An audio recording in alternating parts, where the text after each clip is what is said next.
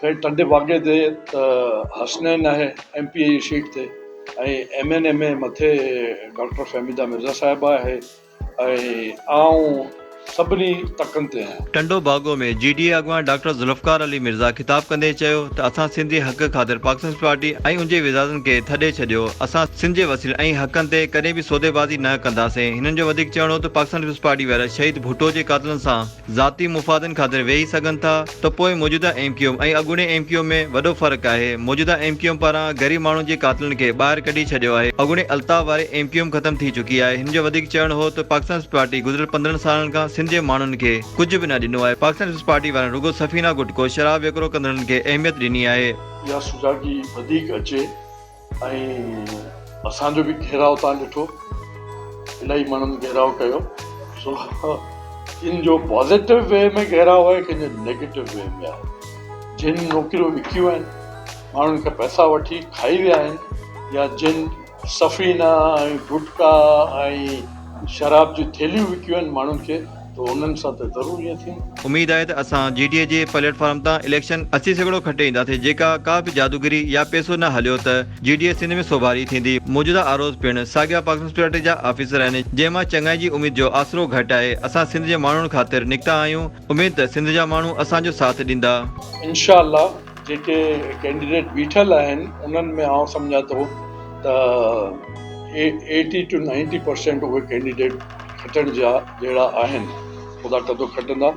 का जादूगिरी न थिए, कुझु ही न हले, या जेके हीअ आहिनि आरोज़ वारोज़ जेके इहे गवर्नमेंट जा मुलाज़िम आहिनि सभु, सो उन्हनि खे को जादू न थी वञे। पाकिस्तान पीपल्स पार्टी वारनि मुंहिंजे तक जे 4 यूनियन काउंसिल खे हथ सां ॿोड़ायो आहे, जेके उतां जा माण्हू शाहिद आहिनि। बाक़ी जे ॿोल जो माल हज़म करे विया आहिनि। अवाम वटि वञनि था त अवाम कॾहिं बि खेनि वोट न ॾींदी। पार्टी खे नज़र कोन आयो।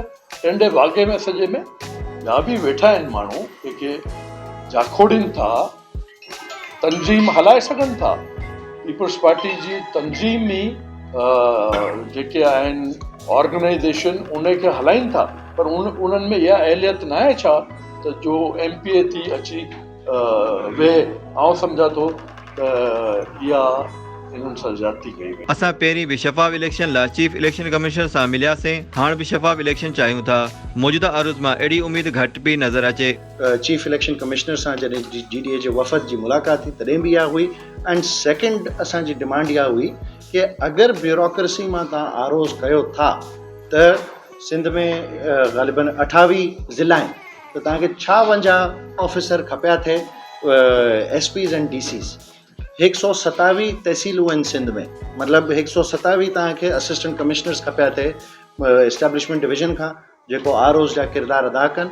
हुन में इहो इस्टेब्लिश थी वञे हा कि आरो को मुंहिंजो मिटु माइटु न को मुंहिंजे मुख़ालिफ़ जो मिटु माइटु हुजे हा। बदकिस्मती सां हिन ॻाल्हि खे नज़रअंदाज़ कयो वियो।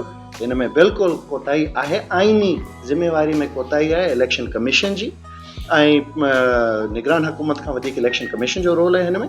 इहो हुननि ओवरलुक कयो आहे ऐं हिकिड़ो सवालिया निशान विझी छॾियो आहे इलेक्शन ते, उहे इलेक्शन थियण खां बि पहिरीं। मज़ीद तव्हांजी आउं इहा आगाही ॾियणु थो चाहियां कि असांजी छो असीं इहा ॻाल्हि कंदा आहियूं। तव्हां सां आउं हींअर हिकिड़ी नोटिफिकेशन शेयर कंदसि। ARO डॉक्टर फहमीदा मिर्ज़ा साहिबा जे नेशनल असेंबली जे हल्के ते हिकिड़ो ARO डिप्यूटेड हो, नालो हो अली हसन नोड़ियो। इलेक्शन थियणी आहे 8 फरवरी ते, हू 3 जनवरी ते हू रिटायर थी चुकियो आहे सर्विस मां।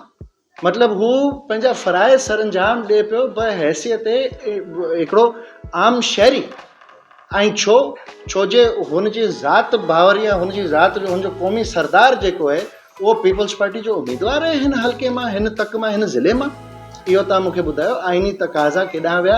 इन्ही मौक़े ते दिलबर सिंधी, सिकंदर अली मेमण, लुत्फ़ अली मलकानी, ख़लीफ़ो गुलाम मुस्तफ़ा, पीर शाह मोहम्मद शाह, वडेरो अली गुलाम, सेठ गुलाम कादिर उर्फ़ पप्पू मेमण बि गॾु हुआ। जंहिं बाद ज़ुल्फ़कार मिर्ज़ा पंहिंजे वर्करनि ऐं हमदनि सां गॾिजाणी पिणु कई। सदाम मेमण, मीडिया ज़ा न्यूज़ SD, टंडो बागो।